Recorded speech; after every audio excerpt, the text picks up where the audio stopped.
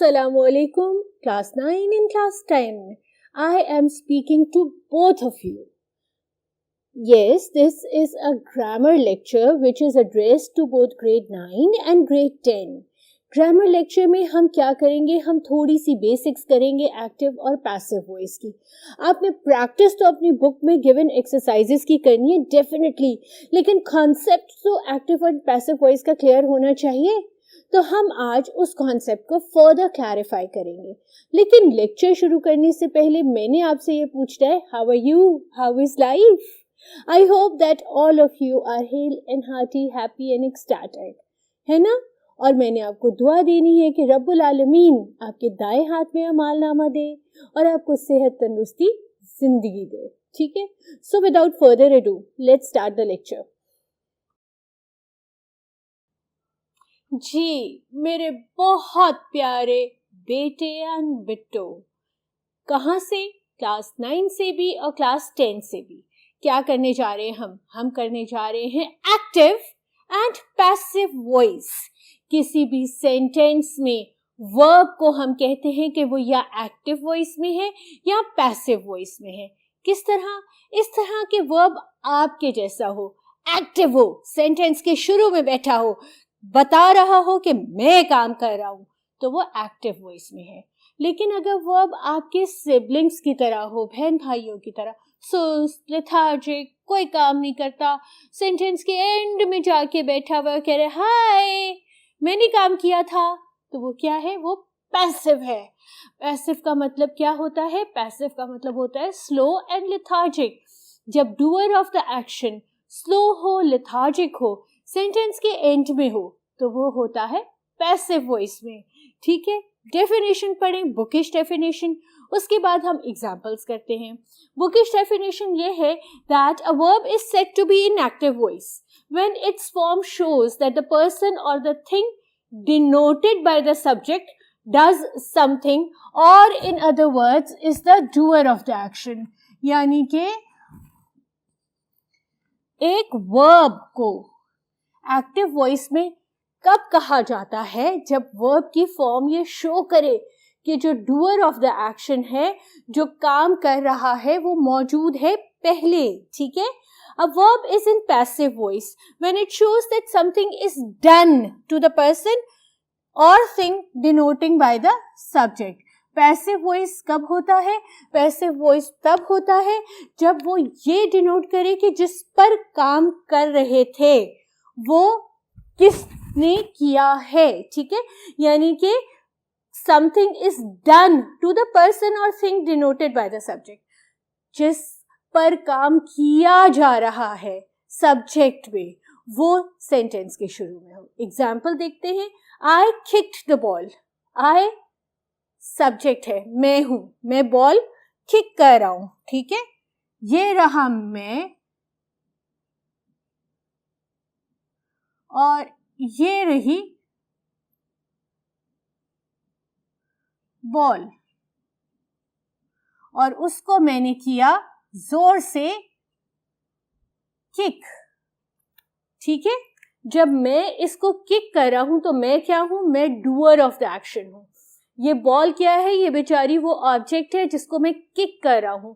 मैं सेंटेंस के शुरू में हूं, एक्टिव हूं, मैं काम कर रहा हूं, उसको खुशी खुशी बता रहा हूं, तो मैं एक्टिव वॉइस में हूं. लेकिन अगर वर्ब ये बताए कि द बॉल वॉज किक्ड, यानी कि जो काम किया गया है वो किसने किया है? मैंने. वो एंड ऑफ द सेंटेंस में हो, तो ये आपका कहलाता है पैसिव वॉइस. यानी कि जिसमें ऑब्जेक्ट शुरू में आ जाए, जिस पर काम किया जा रहा हो. ठीक है? और जो काम कर रहा हो वो एंड में हो, तो वो कौन सी वॉइस कहलाती है? वो कहलाती है passive voice of the verb. ठीक है? ये एक्टिव वॉइस है क्योंकि द पर्सन और the thing denoted by the subject does something. मैं कर रहा हूं. ठीक है? क्या कर रहा हूं? किकिंग. किसको कर रहा हूं? बॉल को. ठीक है? तो ये एक्टिव है. और पैसिव क्या होती है? कि समथिंग इज डन. ठीक है? टू द पर्सन और thing denoted by the subject. ठीक है? यानी इसको was kicked, something is done to this thing by the subject. I hope this is clarified. इसको हम further clarify करेंगे कुछ sentences को active से passive में convert करके. आ जाओ जी बेटा. सबसे पहला सेंटेंस क्या है? सबसे पहला सेंटेंस है the mason is building a wall. अब इसमें आपका सब्जेक्ट कौन है? सब्जेक्ट आपका मेसन है. ठीक है. वर्ब क्या है? वर्ब है बिल्डिंग, इज बिल्डिंग बेसिकली. ठीक है. और ये क्या है? ये आपका ऑब्जेक्ट है. राइट. अब as per the definition subject शुरू में सेंटेंस की है तो वो एक्टिव है. हमने अगर इसको पैसिव में करना है तो क्या करना है? हमने पोजीशंस को चेंज कर देना है. यानी कि जो आपका ऑब्जेक्ट है उसको शुरू में ले आएंगे और जो आपका सब्जेक्ट है उसको एंड में कर देंगे, इस तरह से. ठीक है. अ वॉल टेंस कौन सा है? हम ये चेक करेंगे. ऑक्सिलरी. ठीक है. इज, क्योंकि ये भी सिंगुलर नाउन है, ये भी सिंगुलर नाउन है. अब ये जो है ना ING यानी आपका कंटिन्यूस टेंस, इस कंटिन्यूस टेंस को जब हम पैसिव वॉइस में टर्न करते हैं तो हम क्या करते हैं? हम इसको इसकी थर्ड फॉर्म यानी पार्टिसिपल फॉर्म में ले लेते हैं और बीइंग ऐड कर देते हैं. ठीक है. A wall is being. Build का थर्ड फॉर्म क्या है? बिल्ट. कौन बिल्ड कर रहा है? By the mason. आपने देखा हमने कैसे पोजीशंस चेंज कर दी. हमने बिल्कुल ऑब्जेक्ट की और सब्जेक्ट की पोजीशंस को कंप्लीटली चेंज कर दिया. ऑब्जेक्ट को शुरू में कर दिया और सब्जेक्ट को एंड में कर दिया. नेक्स्ट में आइडेंटिफाई करते हैं the peon opened the gate. अब सब्जेक्ट आपका क्या है बेटा? सब्जेक्ट आपका है पियन. ठीक है. ये आपका वर्ब है और ये आपका ऑब्जेक्ट है. कंप्लीटली पोजीशन चेंज कर देनी है. ठीक है. द गेट से शुरू करना है. The gate. अच्छा, अब आपका वर्ब कौन सी टेंस में है? पास्ट टेंस में. तो हमने यहां पर ऑक्सिलरी वर्ब को इंट्रोड्यूस कराना है. वॉज लिखेंगे. पास्ट टेंस के लिए, सिंपल इंडेफिनिट टेंस के लिए ऑक्सिलरी कौन सा यूज होता है? Was for singular nouns and verb for plural nouns. तो हम यहां लगाएंगे वॉज. इसका थर्ड फॉर्म भी ओपन्ड ही है क्योंकि ये रेगुलर वर्ब है. Opened by the peon. ठीक है बेटा. Some boys were helping the wounded man. Some boys are your subjects. ठीक है. सम है ना, ये आपके सब्जेक्ट्स है. Were helping is your verb and the wounded man is your object. Object पहले ले आते. The wounded man. अब क्या करेंगे बेटा? were लिखेंगे कि was? बिल्कुल दुरुस्त. हम was लिखेंगे क्योंकि wounded man सिंगुलर नाउन है. was ING है ना, तो हमने बीइंग लगा देना है. बीइंग रेगुलर वर्ब है इसलिए इसकी थर्ड फॉर्म हेल्प्ड ही है. By some boys. ठीक है. The cat killed the mouse. The cat is the subject. Killed is the verb. The mouse is the object. Simple, position changed. The mouse was killed by the cat. ठीक है. Was killed क्यों बेटा? इसलिए कि ये आपका past indefinite था. Manners reveal characters. ठीक है. ये बच्चे आपका है सब्जेक्ट, ये है वर्ब, ये है ऑब्जेक्ट. ऑब्जेक्ट पहले करेंगे कैसे? कैरेक्टर्स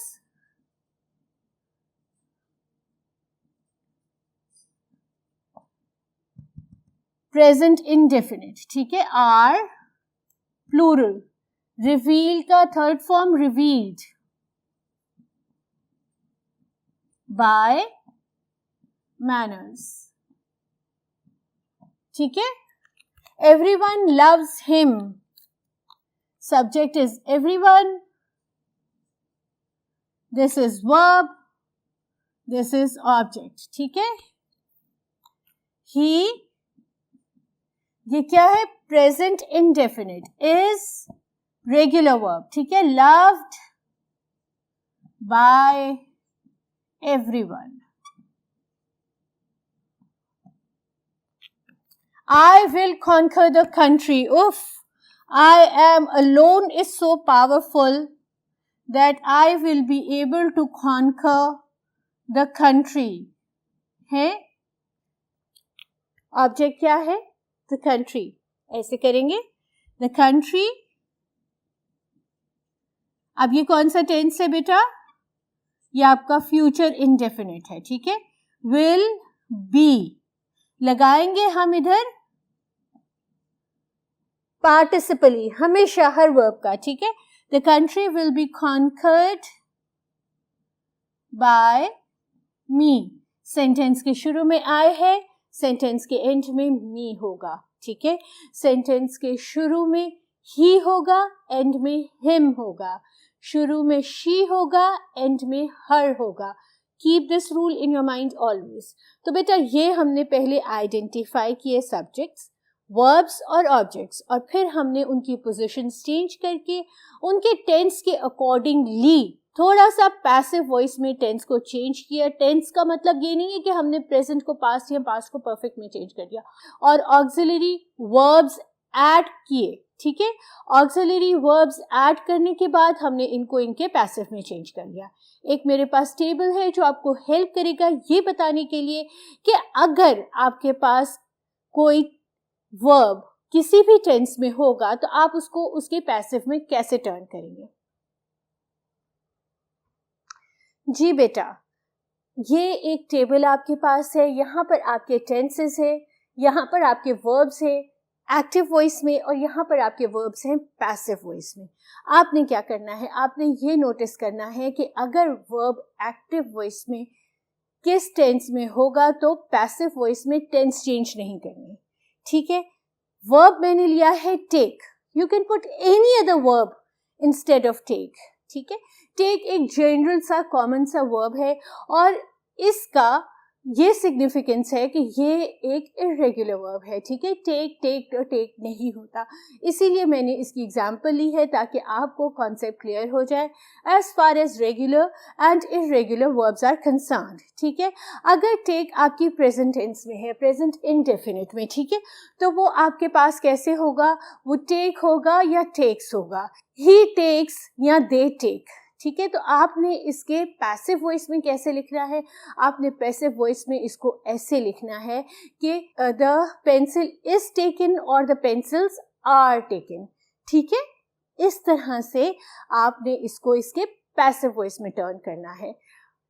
अगर प्रेजेंट कॉन्टिन्यूअस में है तो वो या तो होगा I am taking, he is taking या दे आर टेकिंग. तो आपने इसको कैसे लिखना है, the pencil is being taken or the pencils are being taken. Right, आपने इसको इस तरह से पैसिव वॉइस में कन्वर्ट करना है, यानी BEING बीइंग डालना है. लेकिन दोनों केसेस में आपने क्या यूज किया है, आपने पार्टिसिपल यूज किया है. फिर अगर वो परफेक्ट में है प्रेजेंट में तो सिंगुलर के लिए हैज, प्लूरल के लिए हैव.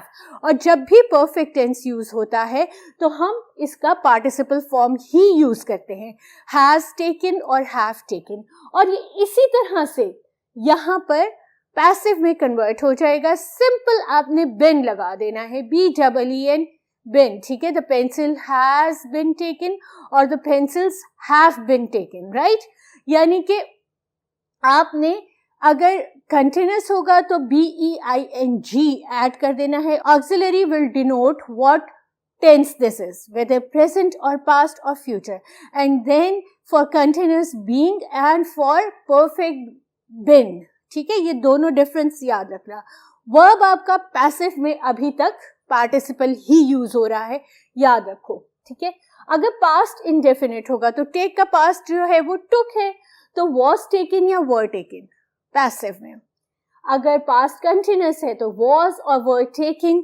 जिस तरह प्रेजेंट कंटिन्यूस है इसी तरह पास्ट कंटिन्यूस है. was being taken, were being taken. ing होगा, being ऐड कर देना है. पास्ट परफेक्ट के लिए सिर्फ had यूज होता है, had taken. और आपने क्या करना है, पैसिव वॉइस में been ऐड कर देना है, had been taken. ठीक है. Future indefinite will have, shall have, और उसके लिए will have been taken या shall have been taken. have मैंने इधर नहीं लिखा, मैं इधर लिख देती हूँ. ठीक है. will have be taken या shall have be taken. Future के लिए be है. ठीक है. प्रेजेंट और पास्ट के लिए been है. और अगर आपके मॉडल्स हैं, ठीक है, कैन में, मस्ट या कोई और भी मॉडल्स और रूट वर्ब के साथ, तो आपने उनके साथ आराम से बी टेकन कर देना है. Can take, may take, must take, could take, whatever with the root verb, और आपने उसको भी उसके ऑक्सिलरी में बी लगा के टर्न कर देना है पैसिव वॉइस पे. आई hope that this is clear. समझ आ गया हो आपको. अगर आपका एक्टिव वॉइस प्रेजेंट इंडेफिनिट में है तो पास्ट इंडेफिनिट में वो प्रेजेंट को ऑक्सिलरी लगा के पार्टिसिपल फॉर्म में होगा. अगर प्रेजेंट कंटिन्यूस में है तो वो प्रेजेंट को ऑक्सिलरी लगा के BEING बीइंग और उसके पार्टिसिपल में होगा. अगर प्रेजेंट का परफेक्ट है तो वो प्रेजेंट परफेक्ट के साथ बीन लगा के BEEN बिन लगा के उसके पार्टिसिपल में होगा. अगर पास्ट इंडेफिनिट है तो वो पास्ट इंडेफिनिट के लिए was और were और पार्टिसिपल होगा.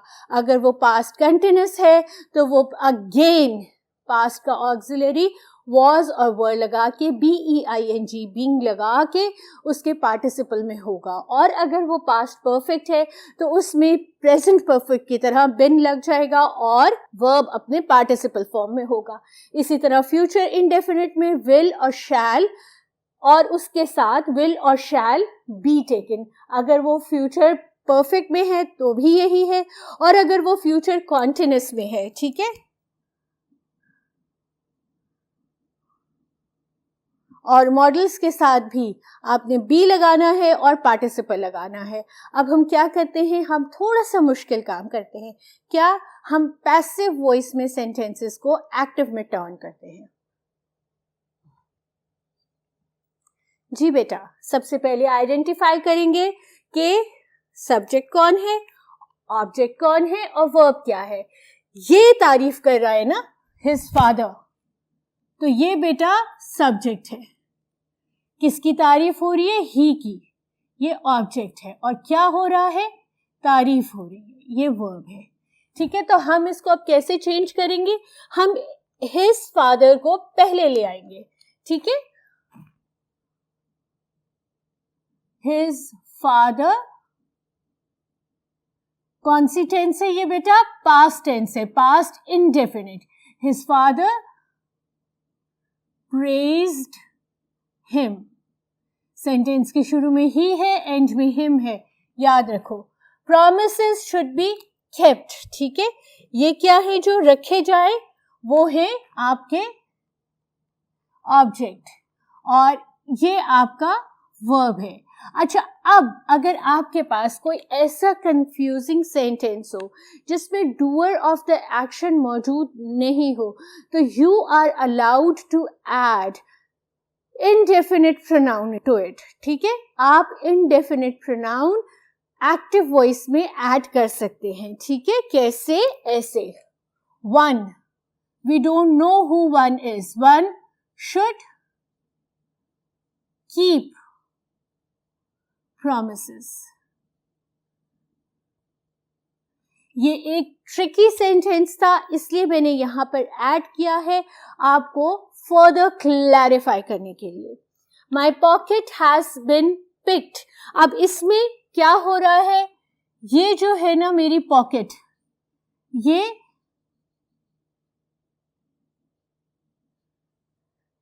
किसी ने पिक कर ली है. अब we don't know who that someone is. ठीक है. ये आपके पैसिव वॉइस में मेंशन नहीं है, तो you are allowed to use an indefinite pronoun. ठीक है. क्या करेंगे? somebody. somebody का हमें पता है कौन है? नहीं, तो हम इधर ऐड कर सकते हैं. ठीक है, somebody टेंस कौन सी है? प्रेजेंट परफेक्ट, ठीक है, has, verb picked my pocket. इस somebody को आप someone भी कर सकते हैं, it's up to you. A novel is being read by Adam. क्या हो रहा है? नॉवेल पढ़ा जा रहा है। कौन पढ़ रहा है? आदम साहब पढ़ रहे हैं, ठीक है। तो आदम साहब को हम सेंटेंस के शुरू में ले आते हैं। आदम, ऑक्सिलरी क्या है? इज, यहां इज आएगा। बीइंग रेड, इसका क्या मतलब है? इसका मतलब है कि एक्टिव वॉइस में आपका वर्ब कंटिन्यूअस टेंस में है। आदम इज रीडिंग, क्या रीड कर रहे हैं आदम साहब? अ नॉवेल, ठीक है। A stone was thrown by Ibrahim. क्या फेंका गया? स्टोन फेंका गया। किन साहब ने फेंका? इब्राहिम साहब ने, ठीक है। तो इब्राहिम साहब से दरखास्त करेंगे कि वो सेंटेंस के शुरू में आ जाए, ठीक है। इब्राहिम, अच्छा, अब यहाँ वर्ब क्या है? वर्ब है आपका पास्ट इंडेफिनिट, ठीक है। तो यहाँ पे थ्रो का पास्ट टेंस है थ्रू, और क्या फेंका उन्होंने? Stone. A car has been bought by him। क्या खरीदी गई? गाड़ी, ठीक है। क्या काम किया गया? खरीदा गया।